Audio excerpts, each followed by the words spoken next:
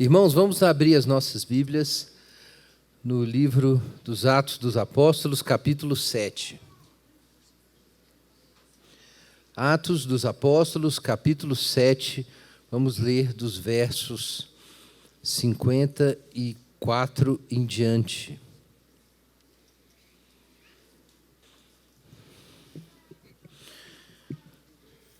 Vamos ler de um pouquinho antes, só para ajudar os irmãos com o contexto.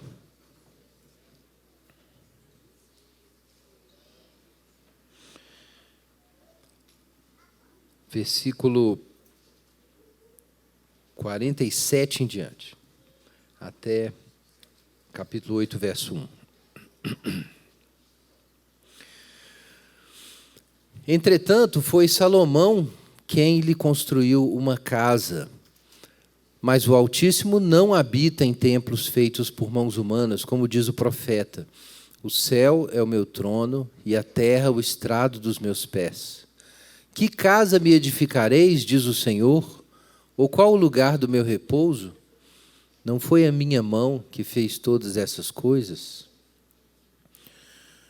Homens teimosos e incircuncisos de coração e ouvido, vós sempre resistis ao Espírito Santo, como fizeram os vossos pais, assim também fazeis. Que profeta vossos pais não perseguiram? Mataram até mesmo os que anteriormente anunciaram a vinda do justo, do qual agora vos tornastes traidores e homicidas. Vós, que recebestes a lei por meio de anjos, não aguardastes. Ouvindo isso, eles se enfureciam no coração e rangiam os dentes contra Estevão. Mas Estevão, cheio do Espírito Santo, com os olhos fixos no céu, viu a glória de Deus e Jesus em pé à direita de Deus. E disse: vejo o céu aberto e o Filho do Homem em pé à direita de Deus. Então eles gritaram e, tapando os ouvidos, lançaram-se juntos contra ele. E, empurrando-o para fora da cidade, o apedrejaram. E as testemunhas puseram suas roupas aos pés de um jovem chamado Saulo. E enquanto o apedrejavam, Estevão orava: Senhor Jesus, recebe o meu espírito. E pondo-se de joelhos, clamou em alta voz: Senhor, não lhes atribuas este pecado. Tendo dito isso, adormeceu. E Saulo aprovou a sua morte. Vamos orar. Pai Santo, nos ajuda a compreender e a viver de acordo com a Tua palavra. Em nome de Jesus. Amém. Irmãos, temos aqui a história, como a gente anunciou, do primeiro mártir. Primeiro mártir do cristianismo, Estevão. A palavra mártir vem do grego mártis, tem a mesma raiz da palavra testemunho, que aparece no livro de Atos aí, martireo, é o testemunhar, né? E a gente encontra ela em vários lugares, ela se repete aqui. E é interessante saber disso de saída, nós vamos retomar isso, que é a mesma palavra. A palavra testemunho, que a gente usa, né? E a gente usa separado da palavra mártir, que é uma referência a uma pessoa que se sacrifica por uma causa, é mártir de uma causa, mas tem uma palavra só para isso tudo, no livro de Atos, em Apocalipse também, a testemunha. Quando aparecer a testemunha ou o testemunho em Atos, você vai se lembrar disso, que nesse momento um homem se tornou a testemunha. É claro que o pessoal já estava testemunhando antes. Então a gente diz que ele é o primeiro mártir do cristianismo, já é a nossa linguagem. Já havia outras testemunhas, mas ele se torna o paradigma do testemunho. É o modelo do testemunho nesse momento. Isso já estava sendo ensaiado ali pelos apóstolos, pela igreja antes, mas nesse momento a gente vai até o fim, o cálice é bebido até o fim. E aqui a gente tem um modelo do testemunho. Então a gente poderia chamar do primeiro num outro sentido, né? Não do primeiro no sentido temporal, mas o primeiro no sentido de ser o nosso primeiro modelo, nosso modelo principal. E aqui, então, nós temos um contexto para entender isso aqui. Eu quero só lembrar o que foi passado até agora, a respeito da história aí de Estevão, para os irmãos ficarem bem localizados. Estevão, gente, aparece no palco num momento em que a igreja estava, na verdade, tinha entrado num momento de aparente paz e tranquilidade. Então, a gente tem isso no final do capítulo 5, quando o pessoal está muito bravo com os apóstolos, eles querem matar os apóstolos. E aí tem o conselho de Gamaliel. E Gamaliel convence o pessoal de não matar os discípulos. Eles apanham, são ordenados a não falar mais de Jesus, mas, por causa do conselho de Gamaliel, o jogo já tinha virado a essa altura. Então, havia um acordo de que, ok, vamos entregar isso na mão de Deus, a gente não vai tentar impedir esse movimento de seguir em frente. O pessoal está seguindo o conselho de Gamaliel, apesar da surra que os apóstolos tomaram. Então, nós estamos num momento em que há uma espécie de estabilização, um acordo tácito aqui. O Sinédrio decide o seguinte: ok, não vamos matar esse pessoal, vamos deixar rolar. Então, isso podia ser a oportunidade das coisas se acalmarem em Jerusalém. Então, tanto é assim que no capítulo 6, o problema da igreja não é mais com a cidade, com as autoridades, é interno. A igreja começa a ter suas questões internas. Então, existe aquele problema as viúvas dos helenistas não estavam recebendo ajuda, e, por causa disso, se torna necessário selecionar uma liderança para cuidar desse assunto. E aí, nesse contexto de uma pacificação relativa, externa, e de novos desafios internos, surge Estevão. É um outro líder.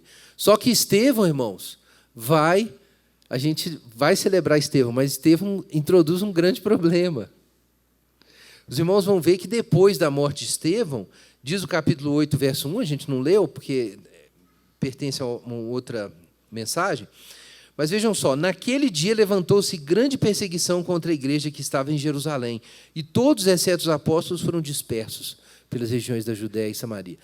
Então, há muita discussão sobre isso. Parece que depois do conselho de Gamaliel, a igreja poderia ficar muito bem quietinha ali, evangelizando os judeus e tal, mas aparece um sujeito chamado Estevão.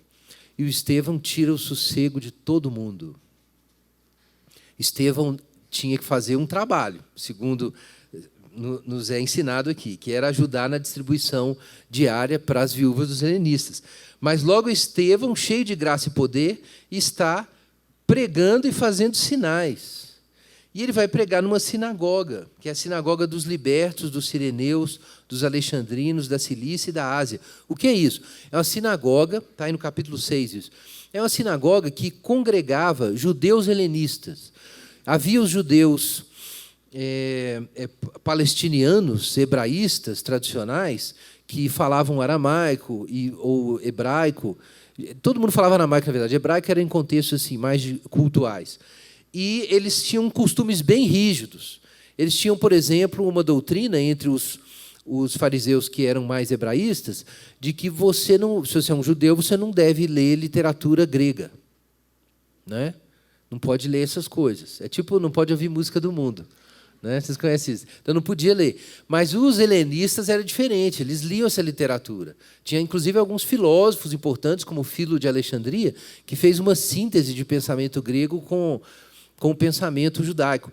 E Gamaliel, inclusive, era dessa escola de fariseus mais aberta. Né? E o apóstolo Paulo é um caso interessante, que ele estudou sobre Gamaliel, que era dessa escola, e ele era de Tarso. E Tarso, gente, está aqui no capítulo 6, bom, aqui não fala sobre Tarso, mas fala sobre a província, era a Cilícia. Tarso era na Cilícia. Então, essa sinagoga era a sinagoga que congregava o pessoal helenista dessas regiões. Provavelmente, então, o apóstolo Paulo estava lá. Só que não era o apóstolo Paulo ainda, ele era Saulo. E Saulo, nesse momento, ele deve ter passado algumas humilhações. Tudo indica, porque Atos 6 diz o seguinte: alguns dessa sinagoga se levantaram para debater com Estevão, mas não podiam resistir à sabedoria e ao espírito com que falava. Você já leu uma carta de Paulo? Já leu ali Romanos? Já leu Coríntios? Tudo bem, tudo isso foi depois da experiência dele com Deus, dos dons e tal. Mas Paulo tinha uma mente privilegiada. Ele fala sobre isso lá em Gálatas, em Filipenses, sobre a educação que ele recebeu, né, aos pés de Gamaliel, que era o maior rabino da época. O pastor Igor mencionou isso. Agora, imagine esse sujeito numa sinagoga, entra o Estevão lá para debater e o cara apanha do Estevão seguidamente. Ninguém consegue derrotar o Estevão. Imagina quem era esse Estevão, cara. Devia ser o cara. Era a sinagoga onde o pessoal era mais probabilidade de você encontrar gente educada em retórica. E a gente sabe que Paulo porque ele usa recursos retóricos nas cartas dele. Era o pessoal educado em literatura clássica. Paulo citava a literatura clássica. Se fosse uma sinagoga de judeus hebraístas, não ia acontecer. Mas nessa sinagoga ia acontecer. E todo mundo perdeu do Estevão. Então, Estevão começou a dar trabalho, porque não era para ele estar fazendo isso, era para ele estar, supostamente, cuidando da distribuição de alimentos e ajudando nas necessidades ali da comunidade. Bom, estou dizendo isso, mas, obviamente, Deus deu esses dons para o Estevão, por isso que ele estava fazendo esse trabalho. Então, a coisa fica tão tensa que falsas testemunhas são levantadas, e a gente percebe aqui, então, que, de algum modo, Deus está trazendo um distúrbio naquela paz em Jerusalém ali. Deus está levantando de um lugar inesperado alguém para desfazer aquele equilíbrio. Deus não queria aquele equilíbrio, Deus queria espalhar todo mundo, e é o que ele vai fazer. Né? Depois de Estevão e do apedrejamento de Estevão, vai todo mundo embora de Jerusalém. E dali o pessoal começa a pregar o evangelho onde eles vão, como vocês vão ver logo depois. Mas qual é a mensagem de Estevão? Então, isso foi exposto também semana passada. Eu só quero fazer uma síntese aqui e lembrar de alguns detalhes. Veja aí, Atos capítulo 6. Atos capítulo 6, versículo 11. Subornaram alguns homens para que dissessem: nós o temos ouvido proferir palavras blasfemas. Atenção, contra Moisés e contra Deus. E agora verso 13. Apresentaram falsas testemunhas que diziam: esse homem não para de proferir palavras contra esse santo lugar e contra a lei. Então, aqui a gente tem uma ideia de como a pregação de Estevão era recebida. Para eles, Estevão estava pregando contra o templo e contra Deus, e pregando contra Moisés e contra a lei. Era assim que eles entendiam. Então, certamente, Estevão estava dizendo alguma coisa a respeito do que o templo realmente representa e do que a lei realmente representa. Esses eram os assuntos. E por isso surgiram falsas acusações ao redor desses assuntos. E, gente, os judeus ligavam a presença e a ação divina ao templo. Para eles, o sinal da graça, da presença de Deus, é o templo, e com toda a sua estrutura de adoração. E claro que isso servia muito bem aos saduceus, porque os saduceus controlavam o templo, as famílias dos sacerdotes, os sumos sacerdotes e tal. E a gente leu hoje sobre aquelas ofertas que Jesus falou. Todas aquelas ofertas iam lá para o templo. E, por outro lado, eles entendiam que, por meio da lei, você se torna agradável a Deus, e eles achavam que cumpriam a lei, que eram cumpridores da lei, se viam desse modo. Então, contra isso, e isso foi o tema, né, é o tema do sermão, que está aqui no capítulo 7, nós não vamos expor, já foi discutido. Contra isso, Estevão defende que o templo que eles tanto prezavam não era o mediador da presença de Deus. E que a lei que eles pensavam que cumpriam, na verdade, eles quebravam sistematicamente. Então, na verdade, não é que Estevão está atacando a lei e o templo. Ele está dizendo que os judeus não entendem o que o templo e a lei realmente significam. Que o culto que eles oferecem, a despeito da lei e do templo, não é verdadeiro. Então, ele gasta bastante tempo no sermão dizendo que Abraão, José e Moisés não encontraram Deus no templo. Deus foi lá encontrar esse pessoal onde eles estavam. Então, ele começa, inclusive, dizendo, no capítulo 7, versículo 2, dizendo o seguinte: irmãos e pais, ouvi, o Deus da glória apareceu a nosso pai Abraão, quando ele estava na Mesopotâmia. Irmãos, por que o templo é tão importante? Porque a glória de Deus está lá. a glória de Deus aparece no Santo dos Santos, sob o propiciatório. Ali é o lugar da Shekinah. Quando o templo foi consagrado, o templo ficou cheio da fumaça, né, da presença de Deus. Está lá na história, lá, quando Salomão constrói o templo. E agora vem Estevão e diz o seguinte: olha, vamos começar lembrando de uma coisa. Deus apareceu, Deus da glória apareceu a Abraão. Que templo? Não tinha templo. Lá na Mesopotâmia, lá no exílio, naquele lugar profano, para onde vocês foram e de lá voltaram, Deus apareceu lá para Abraão. E aí ele vai construir esse argumento de que Deus, na verdade, buscou Israel, que a presença de Deus não está presa no templo. Israel não possui a presença de Deus porque possui o templo e Deus está ligado ao templo e isso é a nossa segurança. Não, Deus é que possui Israel. E Deus está aonde Israel está. Deus acompanha Israel por causa da sua misericórdia, do seu amor, não importa, Babilônia, Egito, ele vai bem nos pontos cruciais. A Babilônia, Egito, onde é que Deus encontra o povo? Lá. E Deus libertou o povo lá, mas Deus mandou José, o povo não aceitou. Deus mandou Moisés, também não aceitou. Então isso mostra que, a despeito de Deus buscar Israel, Israel recusa Deus. Recusa a lei de Deus e adora outros ídolos. Então, Israel está ali celebrando o templo, porque o templo é a presença de Deus, e aí Estevão está dizendo, na verdade não, vocês têm o templo para vocês não buscarem a Deus, e você bota um templo no lugar. Porque Deus, a presença de Deus está aí buscando vocês, mas vocês sempre resistem ao Espírito Santo. É isso que ele diz aí no capítulo 7, a gente leu, né? Versículo 51. Então, em primeiro lugar, aqui eu cito John Stott. Não é difícil entender a tese de Estevão. Um único fio percorre toda a primeira parte da sua apologia. O Deus de Israel é um Deus peregrino, que não se restringe a um lugar. Se ele realmente possui uma casa aqui na terra, então ela está no povo no qual ele vive.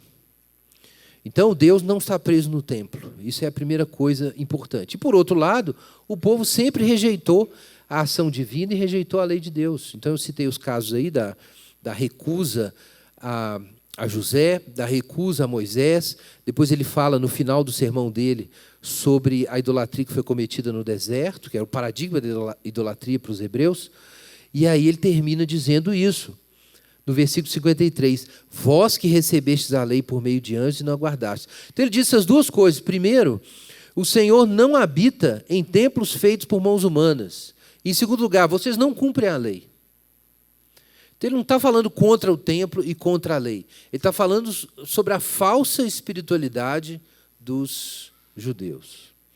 E aí então, Estevão vai se tornar o mártir. Vamos focar, então, nesses últimos momentos, depois que ele faz essa declaração, e o coração dos homens já está cheio de raiva. Versículo 54, veja aí na sua Bíblia. Ouvindo isso, se enfureciam no coração e rangiam os dentes contra Estevão. Então, isso aqui é importante a gente ter em mente.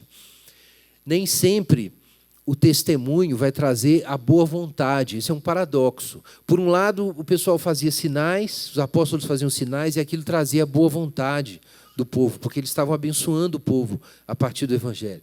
Mas as coisas que eles diziam também faziam os dentes rangerem. E nós precisamos estar preparados para isso no testemunho. É uma ilusão pensar que, se a igreja estiver se comportando corretamente, que a sociedade vai achar a igreja bonita e vai gostar.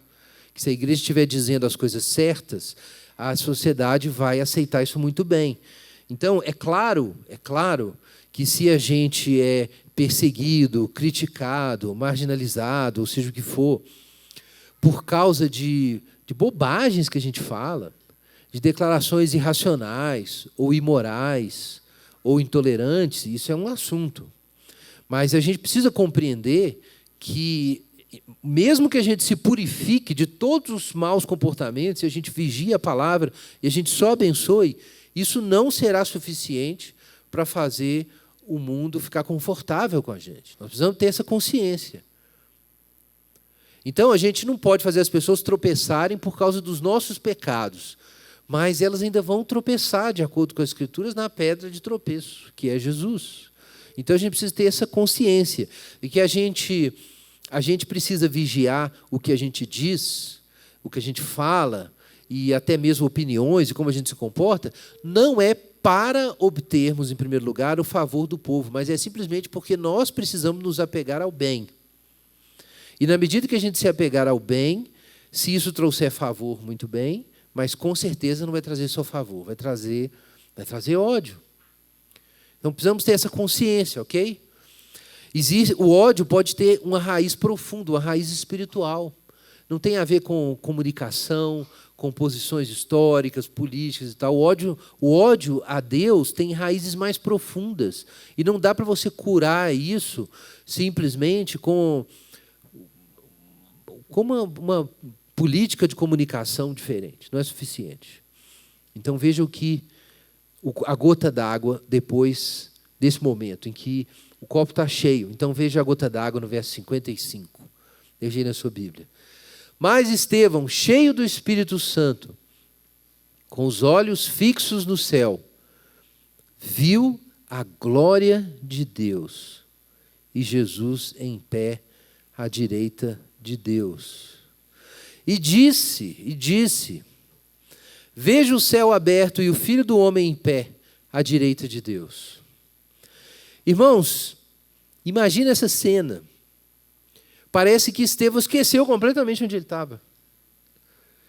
Ele estava ali, debatendo, falando, e o povo com ódio, de repente ele teve uma visão, esqueceu de tudo. E ele viu e falou. Ele teve aquela visão e disse, gente, eu estou vendo um negócio. Jesus à direita de Deus. Irmãos, imagina o insulto que isso representava. Porque o que é que Estevão viu, na verdade?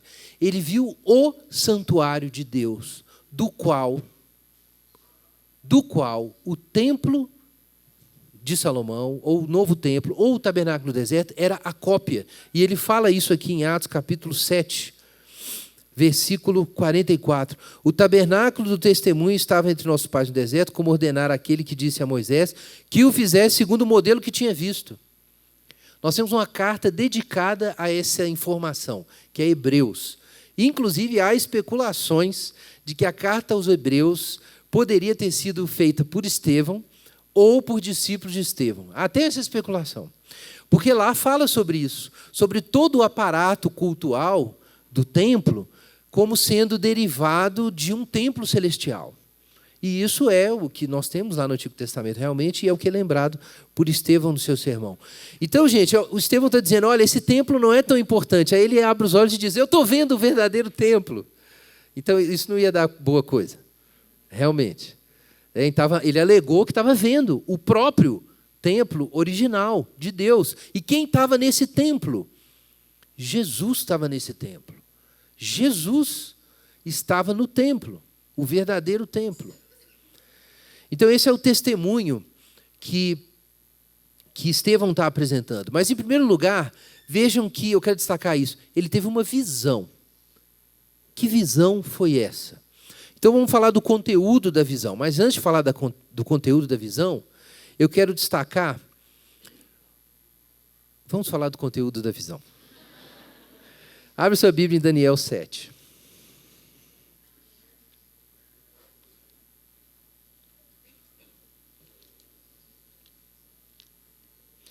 Nós vamos ler um trecho um pouquinho maior. Eu vou resumir algumas partes aqui. Mas é um trecho muito importante para nós entendermos o que está acontecendo nessa visão. Então veja aí, Daniel 7, verso 1. No primeiro ano de Belsazar, rei da Babilônia, Daniel teve um sonho e visões passaram em sua mente quando estava na cama. E ele escreveu o sonho e registrou o resumo do sonho. E qual foi o sonho de Daniel? Então ele fala do verso 2 em diante. Ele viu os 4 ventos agitando o mar e 4 animais surgiam. O verso 4 diz que um animal era um leão com asas de águia. O segundo animal, verso 5, era um urso, parecido com um urso, com costelas na boca, que vai devorar as multidões. O verso 6 fala do leopardo, era o terceiro animal, que tinha nas costas 4 asas de ave e 4 cabeças. E depois, verso 7, nas visões noturnas, ele vê o quarto animal, terrível e assustador, grande e forte, com grandes dentes de ferro, que devorava, despedaçava e pisava o que restava. E era diferente de todos os outros animais. Ele tinha 10 chifres. Mas, a certa altura, 3 desses chifres caem e cresce um chifre menor. E esse chifre menor tem olhos e boca e fala coisas arrogantes. E ele fica aterrorizado com essa visão, diz o versículo... enfim, mas antes disso, o verso 20, ele diz que o seu coração se exaltou, né, desse chifre, e aí o seu espírito se endureceu para agir arrogantemente, foi derrubado o seu trono real, sua glória foi tirada, enfim, o que acontece é que há um juízo, então, de Deus. Agora, veja aí no versículo 17.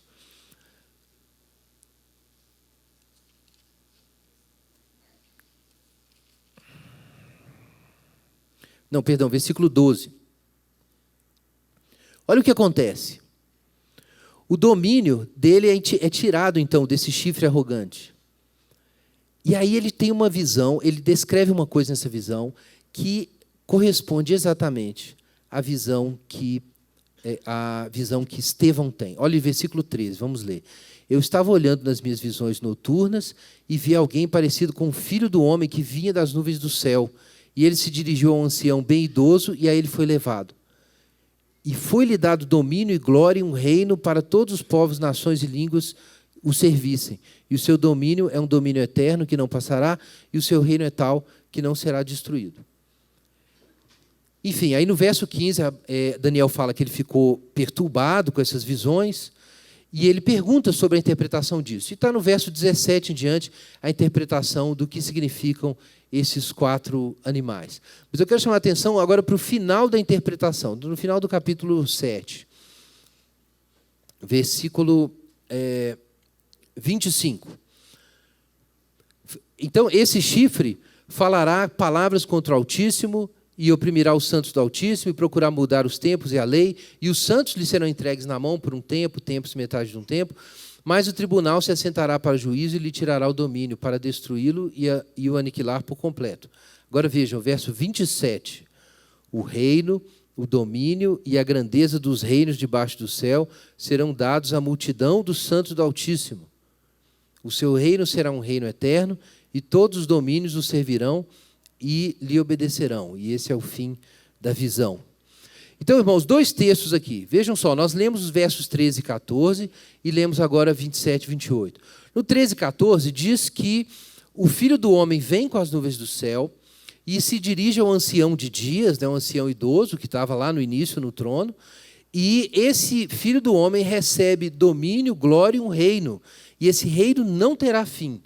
Agora, mais à frente, no capítulo 7, verso 27, se diz que esse reino foi dado à multidão dos santos do Altíssimo e que esse reino também não terá fim.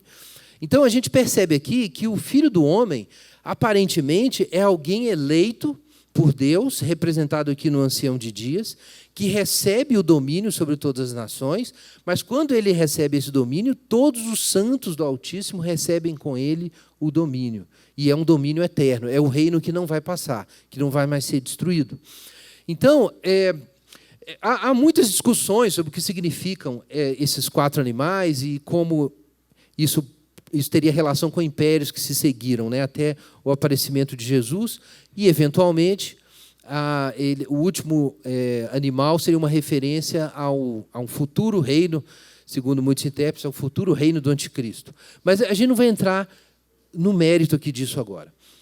O que é importante notar é o uso dessa expressão filho do homem como uma espécie de título messiânico. Então, a gente tem vários termos no Antigo Testamento, várias imagens para descrever esse reino messiânico. Mas filho do homem, apesar de aparecer em Daniel e ter um papel crucial, não era, na época de Jesus, um termo tão usado. Eles usavam outros termos, filho de Davi, por exemplo.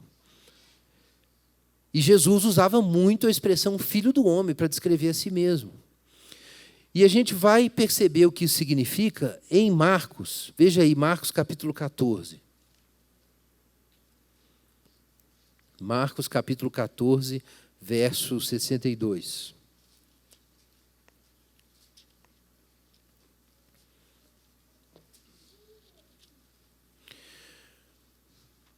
Nós estamos aqui naquele último momento, e nós vamos voltar a essa referência, porque existe uma semelhança disso aqui, desse evento inteiro com Estevão. Mas olha só o que pergunta o sumo sacerdote, no versículo 61. Tu és o Cristo, o Filho do Deus bendito? O sacerdote interpelando Jesus. Olha o que Jesus diz. Eu sou, e vereis o Filho do Homem assentado à direita do Poderoso, vindo com as nuvens do céu. Irmãos, o que é isso? É uma citação de Daniel 7. Ele fez uma citação direta de Daniel 7, interpretando o que estava acontecendo. Quer dizer, ele virá com as nuvens do céu. E, de repente, esse mesmo Sinédrio, depois que Jesus já foi morto, já ressuscitou, já enviou o Espírito Santo, esse mesmo Sinédrio está ali questionando Estevão, e Estevão, de repente, tem uma visão, e o que ele diz? O Filho do Homem, à direita de Deus. Ele teve a visão, que é o cumprimento do que foi anunciado em Daniel 7. E ele falou aquilo para o Sinédrio. Ele falou exatamente para aquele grupo que ouviu de Jesus o aviso. Vocês vão ver o Filho do Homem, à direita de Deus, vindo nas nuvens do céu. Então, irmãos, o que é que Estevão vê nesse momento? Qual é o conteúdo da visão? Ele tem uma visão da glória de Cristo, em primeiro lugar. Essa é a visão de Estevão. Ele viu Cristo glorificado, Cristo à direita de Deus. Você pode ver isso imaginar isso como um evento grandioso, mas que não tem a ver diretamente com quem está vendo.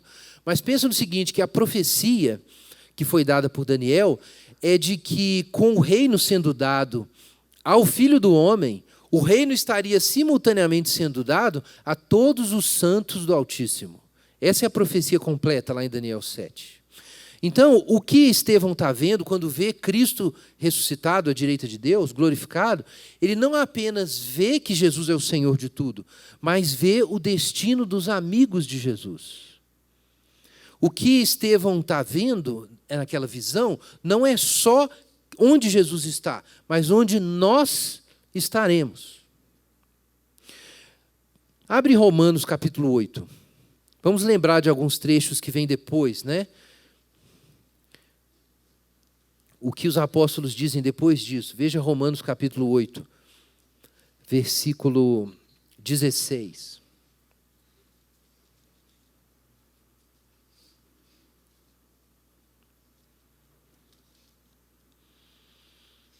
Nós vamos ler os versos 16 até 18 e depois os versos 24 e 25. Vejam ali, num momento crucial, depois que Paulo fala sobre o dom do Espírito Santo, que nos faz reconhecer que somos filhos de Deus, ele fala isso no verso 15. Então veja, 15 e 16. Agora veja o que ele diz ali no 17. Vamos ver o 17. Se somos filhos, somos também herdeiros de Deus. Atenção, e co-herdeiros com Cristo, se é certo que sofremos com Ele, para que também com Ele sejamos glorificados. Então Jesus chama os discípulos e diz, venham comigo, vocês vão tomar a cruz comigo, e aí vocês vão participar da glória comigo. Isso é parte da mensagem do discipulado. Então, quando Estevão tem aquela visão do Cristo glorificado, ele tem uma chave para enfrentar o que está diante dele agora, que é o apedrejamento. Se com Ele sofremos, também com Ele seremos glorificados. Então Estevão viu o que o esperava, depois do apedrejamento. Mas ele viu o que o esperava. Ele teve uma visão da glória de Deus, do Cristo glorificado. E ver Cristo glorificado é compreender não apenas que Cristo é herdeiro, mas que nós somos co-herdeiros com Ele. Vejam aí, seguindo esses versos, verso 19, verso 18. Considero que os sofrimentos do presente não se podem comparar com a glória que será revelada em nós. Então veja como que Paulo entende as coisas. Se nós temos uma visão da glória que há de ser revelada, da qual nós vamos participar, o que nós temos então? Nós temos condições de fazer uma comparação. E quando a gente faz essa comparação, a gente descobre que os sofrimentos do tempo presente não têm comparação com a glória que há de ser revelada em nós. Quem está falando isso? Um sujeito que estava lá vendo Estevão ser apedrejado. Ele viu Estevão dizer que viu a glória de Deus, e viu como que Estevão morreu. Ele viu aquilo tudo. Paulo viu aquilo tudo. E veja o Paulo dizendo aqui, quando você entende a glória de Deus, você entende que o sofrimento do tempo presente não tem comparação. Veja o que ele diz depois, no versículo 24, versos 24 e 25. Fomos salvos na esperança, mas a esperança que se vê não é esperança, pois como alguém espera o que está vendo, mas se esperamos o que não vemos, com paciência o aguardamos. Então aqui nós temos Paulo, num outro momento, Paulo também viu Jesus ressuscitado. Ele também teve essa visão do Cristo ressuscitado. Mas foi uma visão e Jesus depois foi embora. Então agora você tem que enfrentar o dia a dia. E Paulo diz que você tem que ter paciência agora para enfrentar isso. Mesmo que você tenha a visão, você vai ter que enfrentar. E é com a paciência que você vai enfrentar os sofrimentos do tempo presente. Agora, irmãos, qual é a chave para a gente compreender, então, o que acontece com Estevão? Isso está lá em Atos 2. Em Atos 2... Pedro faz o seu sermão, depois que o Espírito Santo é derramado, e ele diz o seguinte, nos versos 32 em diante.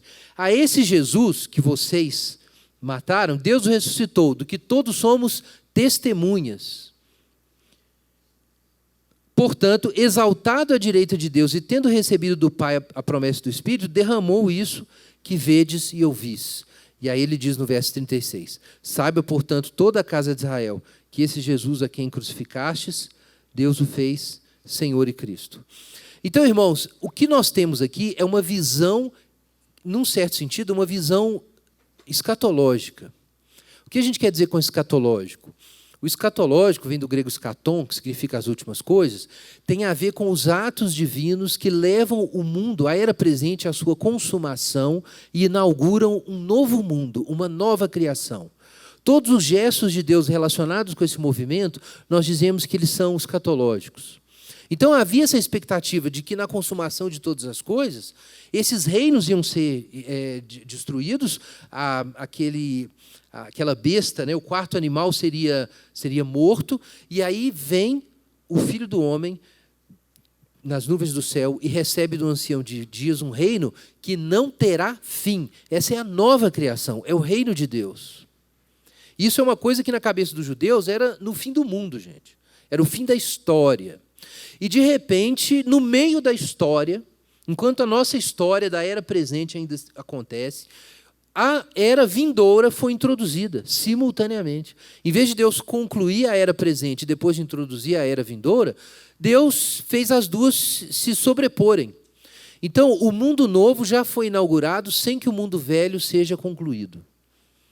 É por isso que Jesus ressuscitou dos mortos, e aí você olha e fala assim, cara, se Jesus ressuscitou dos mortos e derramou o Espírito Santo, a nova criação já começou, o reino de Deus já está presente, mas o velho ainda está aí.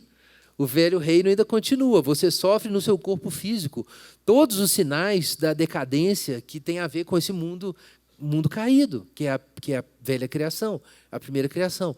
Mas o túmulo ficou vazio.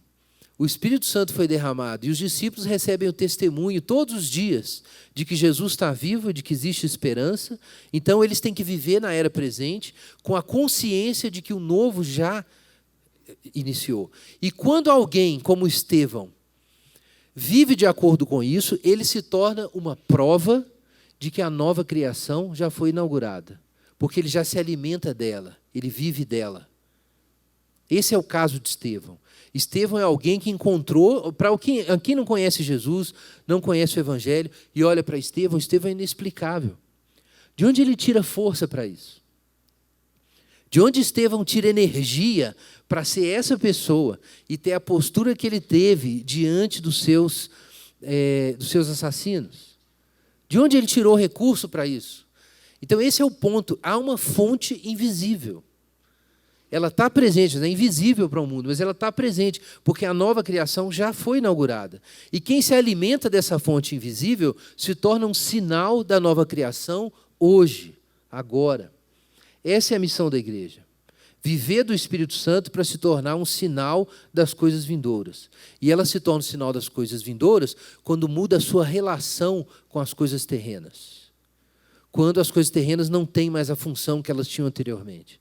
E aí você se torna um sinal da nova criação, um sinal de coisas novas.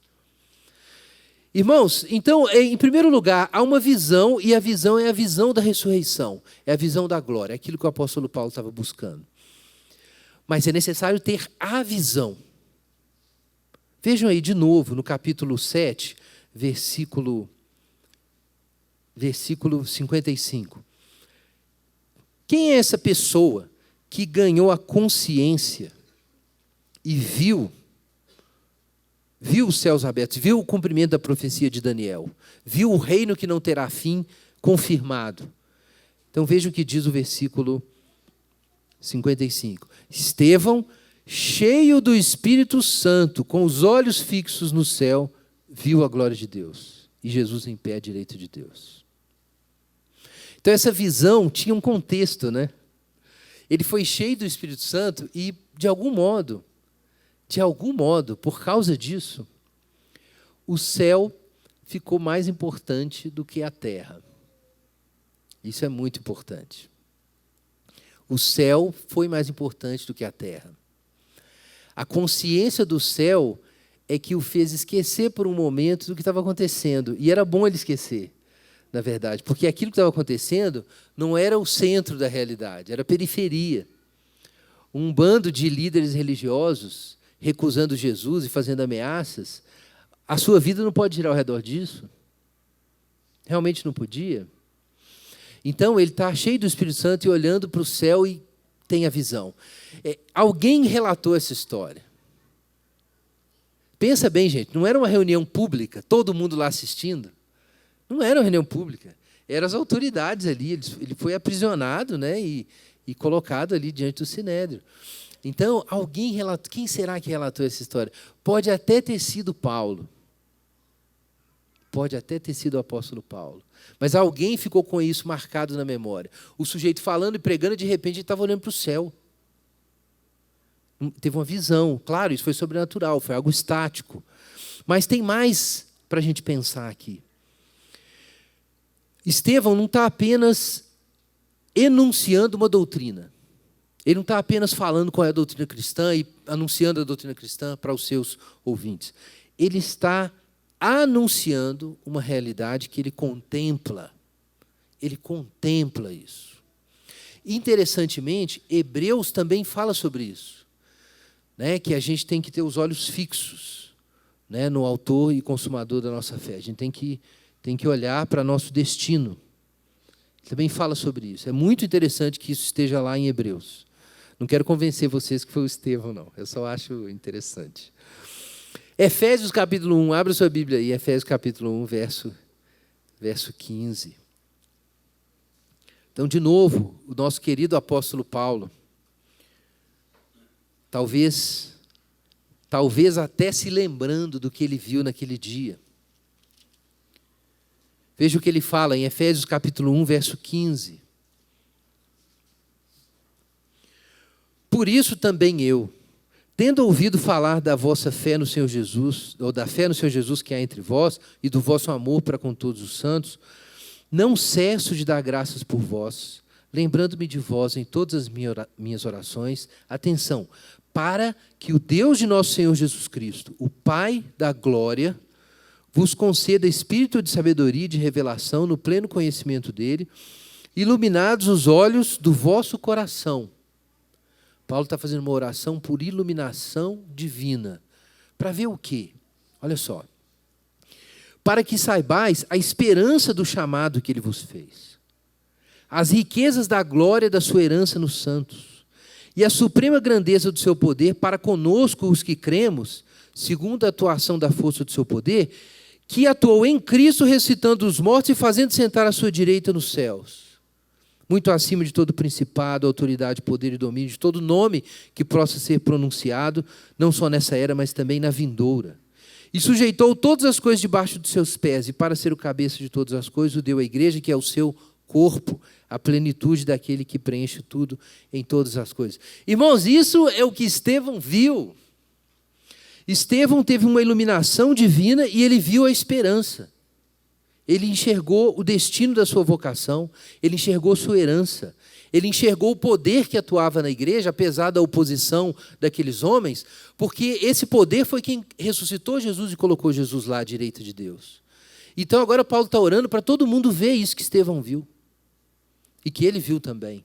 Ele está orando para nós enxergarmos onde Jesus está, quem Jesus é e onde Jesus está, e enxergarmos nisso que nós estamos lá com ele. E na medida em que Estevão olha aquilo, ele vê a glória de Jesus, mas ele vê também a riqueza da glória da sua herança nos santos e o poder que opera conosco. Ele viu que a ressurreição que Jesus vivenciou era a ressurreição que ele ia vivenciar. O poder que colocou Jesus ali é o poder que estava também no povo de Deus, estava também nele. Então, irmãos, ver Jesus na glória não é apenas ver que Jesus está na glória, os demônios também veem isso. É diferente, é claro que os demônios sabem que Jesus está glorificado. Todo o joelho vai se dobrar e toda língua vai confessar que Jesus é o Senhor. Ora, o que significa contemplar o Cristo ressurreto para um cristão? Significa contemplar o seu destino. Paulo fala sobre isso em Filipenses, que ele abriu mão de todas as coisas para quê? Para o conhecer e ao poder da sua ressurreição e a comunhão dos seus sofrimentos, conformando-me com ele na sua morte, para de algum modo alcançar a ressurreição dos mortos. Então, irmãos, em primeiro lugar, esse é o conteúdo da visão, mas vejam que há uma iluminação do Espírito Santo. Foi depois que ele foi cheio do Espírito Santo, ele estava cheio do Espírito Santo quando viu isso. E o que acontece quando ele tem essa visão? E essa visão é possível por causa da obra do Espírito Santo. Estevão, irmão, se assemelha a Cristo. Veja aí no verso 56, a gente leu. Veja o céu aberto e o Filho do Homem em pé à direita de Deus. Estevão não apenas viu, mas ele disse. Então eu vou lembrar aos irmãos o que o próprio Lucas disse. Lucas escreveu Atos. Lucas diz o seguinte, ele cita o que Jesus diz em Lucas 12, 8. Todo o que me confessar diante dos homens, também o Filho do Homem o confessará diante dos anjos de Deus. Lucas 12, 8, em paralelo com Atos 7, 56. Vejam, irmãos, Estevão viu aquilo, mas se ele tivesse parado o sermão dele, onde ele parou? Na acusação, talvez ele sobrevivesse. Mas ele abriu a boca mais uma vez, e aí o destino dele foi selado. E ele abriu a boca simplesmente para dizer o que ele viu. Ele confessou Jesus diante dos homens. Isso é o que Estevão fez. Então Estevão teve coragem. Coragem como Jesus teve, de obedecer a Deus até o final. Então Estevão também tem coragem. Mas a coragem dele vem da visão de quem Jesus é. Então, Estevão confessa Jesus diante dos homens. E mais de um autor já notou que, em todos os lugares, Jesus aparece, o Verbo, o Cristo, aparece sentado à direita de Deus. E tem sido um consenso dos intérpretes, desde os pais da igreja, dizer que é muito engraçado e provavelmente significa isso. Jesus está em pé à direita de Deus e não sentado para receber Estevão. Nós temos em segundo lugar no verso 59. Atos 7, 59. Disse, vejo os céus abertos e o Filho do Homem em pé à direita de Deus. Esse é o 56, o 59. Enquanto o apedrejavam, Estevão orava, Senhor Jesus, recebe o meu espírito. Então isso aqui também nos lembra de Jesus, lá em Lucas 23, verso 46. Pai, nas tuas mãos entrego o meu espírito. Só que aqui ele fala com Jesus, né? Então aqui nós temos a disposição de entrega de Estevão. Irmãos, esse processo funcionava da seguinte forma. Vocês entenderem porque provavelmente Estevão teve inclusive tempo de voltar atrás.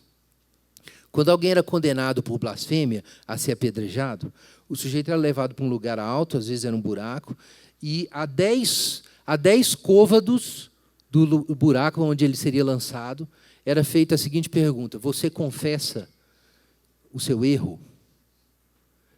O sujeito podia voltar atrás, e ele não confessou. Então, quando ele estava a 4 côvados do local de execução, ele é empurrado para ver se ele morre na queda. Se ele não morresse na queda, aí as testemunhas tinham que levantar as primeiras pedras e lançar. A primeira testemunha tinha que empurrar, a segunda testemunha tinha que jogar a primeira pedra. E dali todos, então, faziam a execução. E para fazer a execução, todo mundo tirava a roupa, tirava as vestes e entregava para alguém. E quem estava lá recebendo as roupas? Saulo, nosso apóstolo querido. Saulo estava lá para receber as roupas. Então, Estevão é empurrado, e sempre era feita assim a execução. Depois, Tiago foi apedrejado assim. O Tiago de Jerusalém foi apedrejado dessa forma. Então, não foi uma coisa assim na loucura, foi uma execução. Eles o levaram para fora da cidade e seguiram todo o procedimento. E enquanto ele é apedrejado, ele está dizendo isso: em tuas mãos entrego o meu espírito. Então, ele fez a escolha, ele fez aquela declaração. E até o fim a vida dele está entregue para Jesus. Não há desespero aqui. Ele realmente acredita que Jesus está lá para recebê-lo. É por isso que Jesus estava lá de pé.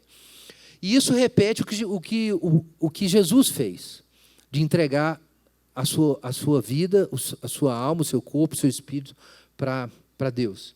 E, por último, Lucas 24, 23, 34. Mas antes, vejam aí, em Atos, no finalzinho, versículo 60, veja na sua Bíblia. Pondo-se de joelhos, clamou em alta voz: Senhor, não lhes atribuas este pecado. E, tendo dito isso, adormeceu.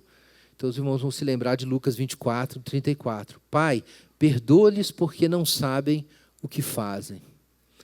Irmãos, esse é Estevão.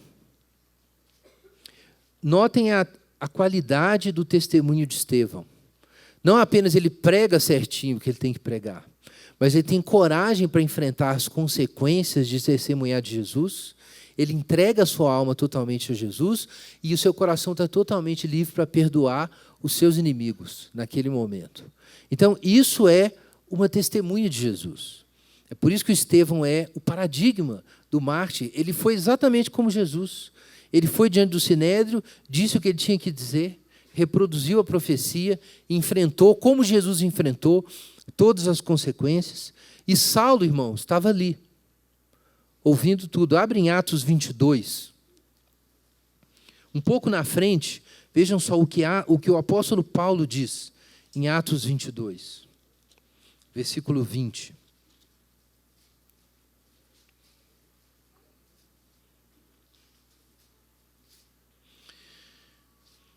Quando se derramava o sangue de Estevão, tua testemunha, o teu mártir, eu também estava presente, aprovando a sua morte e segurando as capas dos que o matavam. Então, gente, vejam, Estevão se tornou a testemunha. E Paulo, no momento em que ele vê Jesus glorificado, de quem ele se lembra quando Jesus diz: você vai ser uma testemunha? É o que ele fala no verso seguinte: vai, porque eu te enviarei longe aos gentios. Então, ele lembrava de Estevão. Na hora que ele viu Jesus, de quem Paulo lembrou, gente? De Estevão. Ele lembrou de Estevão. Então, Paulo sabia exatamente o que ele ia ter que fazer quando Jesus disse: você agora é minha testemunha. Aí Paulo fala assim: não, mas espera aí, mas eu fiz isso, fiz aquilo, eu estava lá segurando a roupa do pessoal quando Estevão, que é a tua testemunha, foi executado. E aí Jesus fala assim com ele: agora é você. Isso é Paulo. Isso é Paulo. Vejam que Estevão orou por Paulo. Com certeza Paulo lembrou disso. Senhor, não lhes impute esse pecado. Paulo ouviu essa oração. Na hora que Estevão estava sendo assassinado, ele ouviu essa oração. Paulo. Vocês acham Paulo importante? Pensa em Estevão. Estevão foi importante. Irmãos, Estevão mostra para nós o que é, então, ser uma testemunha. Abre Atos capítulo 1, verso 8.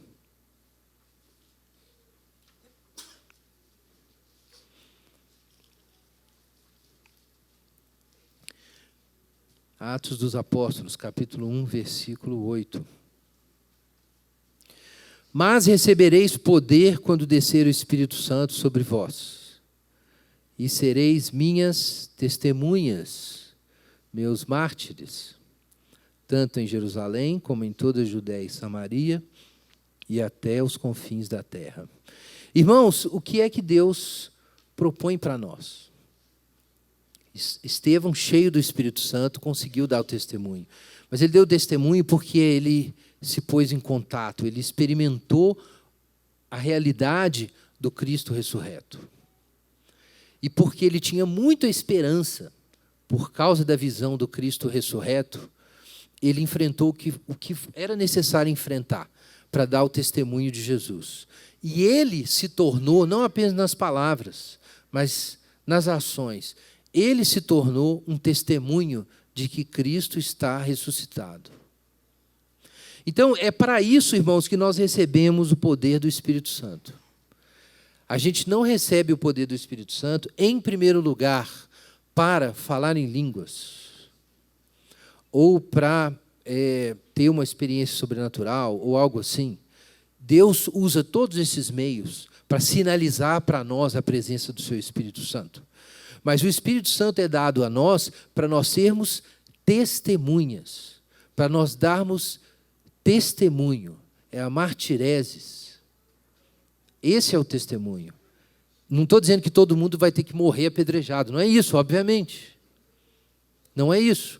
A questão é que o testemunho não é só a palavra que é dada, embora também seja, mas é a vida que é vivida por causa dessa palavra. O testemunho significa viver à luz da realidade de que Cristo ressuscitou dos mortos e está à direita de Deus. Dar testemunho é você anunciar para as pessoas que Jesus chegou nesse lugar e que você também está indo para lá. E porque você realmente crê que está indo para lá, você está com os olhos fixos no céu, como disse Estevão, como disse Lucas, com os olhos fixos no céu. Então você pode enfrentar os sofrimentos do tempo presente, do jeito que eles vierem, as dificuldades, e você não vai se incomodar tanto assim. Não é que eles desaparecem, eles não desaparecem, mas você não vai se incomodar tanto assim, diz Paulo, porque os sofrimentos do tempo presente não são para comparar com a glória que há de ser revelada em nós. Vamos orar. Enquanto os irmãos distribuem os elementos, peça ao Senhor perdão dos seus pecados. Peça ao Senhor para te encher do Espírito Santo, para que você seja uma testemunha, como os apóstolos, como Paulo, como Estevão, como tantos homens de Deus. Que Deus, se você já tem vivido isso, que essa experiência seja aprofundada, que os seus olhos sejam abertos para ver o Cristo glorificado, para ver a sua vocação, a esperança do seu chamamento, o poder que Deus compartilhou conosco. Peça o socorro do Senhor nesse momento.